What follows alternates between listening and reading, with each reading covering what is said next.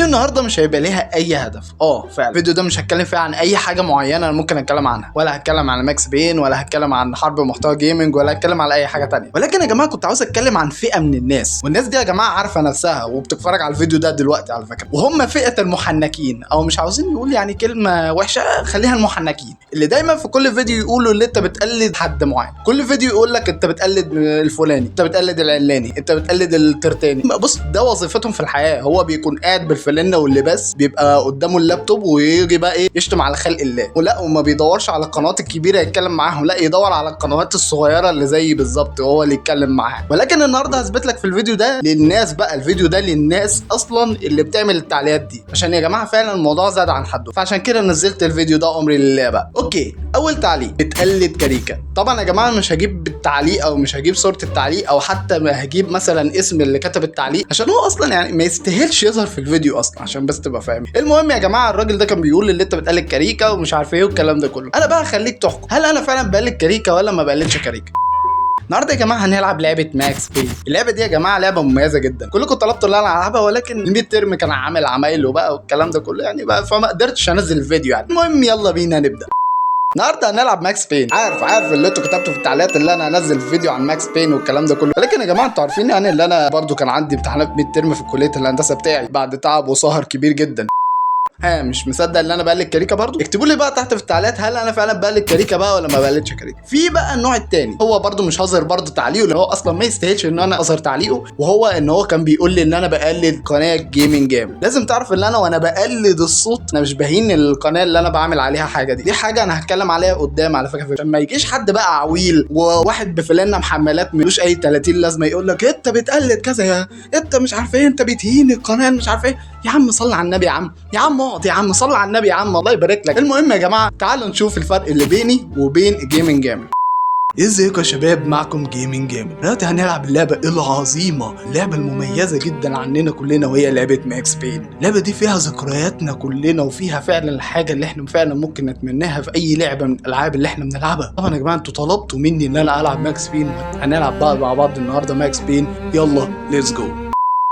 شايف اللي انا بقلد جيمنج جامد برضو؟ اكتب لي تحت في التعليقات هل انا فعلا في الفيديوهات اللي فاتت كنت بقلده ولا ما بقلدوش. في بقى يا جماعه الناس الثالثه اللي بتقول لي اللي انت بتقلد لوجي. بص، هو حكايه اللي هو في ناس بتقول لي انت بتقلد لوجي ده من ساعه ما انا اصلا عملت فيديو كنت بتكلم فيه عن ان يعني كنت جايب صوره الفيديو وهو لوجي اصلا. في ناس يا جماعه بتقول لي انت ليه حاطط صوره لوجي، انت ليه حاطط صوره لوجي. يا حبيبي يا نور عيني، عشان انا بتكلم عن الناس اللي بتظهر بصوتي زي حالاتي، غير ما تبقى عندك امكانيات قويه. هو بس انت بتسجل بمايك او مش عارف ايه وبتتكلم عن الالعاب، واللي انت بتبحث عن الحكايه دي عن طريق اليوتيوب، عن طريق صحابك والكلام ده كله. فانا جبت يا جماعه ان هو فعلا لوجي هو اكبر مثال للحاجه دي، بيقدمش امكانيات كبيره، هو بس كل اللي بيقدمه هو رسوم متحركه كده وكلنا حبيناها. فعشان كده يا جماعه هو ده كان اكبر مثال ان انا احط الصوره بتاعته. المهم تعالى بقى نكتشف هل انا فعلا بقلد لوجي ولا ما بقلدش لوجي.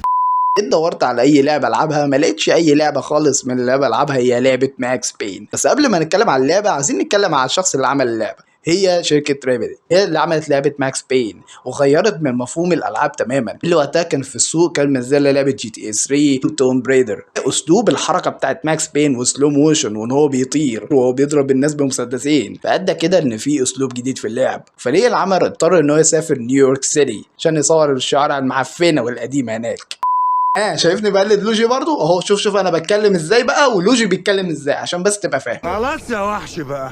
في بقى الناس الرابعه، هما بقى يا جماعه دول متوحدين بجد، يعني اللي هو ايه، اللي هو انت جبتها ازاي يا ابن اللذينه، اللي هو ازاي انت او حالك اللي انا بقلد الشخص ده او بقلد الشخص الفلاني ده، انا حاجه وده حاجه. في الناس الرابعه هو بيقولوا ان انا بقلد بيستي. بجد في ناس بتقول لي كده. طب بذمتكم هل انا وانا بتكلم دلوقتي هل انا بتكلم زي بيستي؟ مش فاهم انا انتوا بتتكلموا ازاي. تعالوا نشوف بيستي بيتكلم ازاي.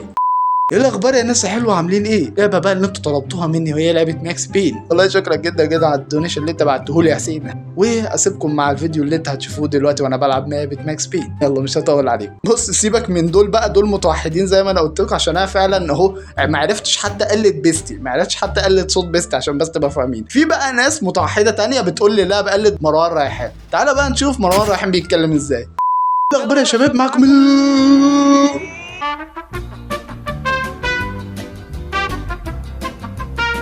النهارده يا شباب هنلعب لعبه ماكس بين، لعبه يا جماعه اللي انتوا طلبتوها مني. الفيديو بقى ده هنتكلم فيه عن هبل بقى وعبط كتير بقى وبتاع وحاجات كده يعني ايه من اللي انتوا بتحبوها يعني. فادعمنا باللايك وسبسكرايب للقناه، واسيبكم مع الفيديو بقى شغل مسخره بقى.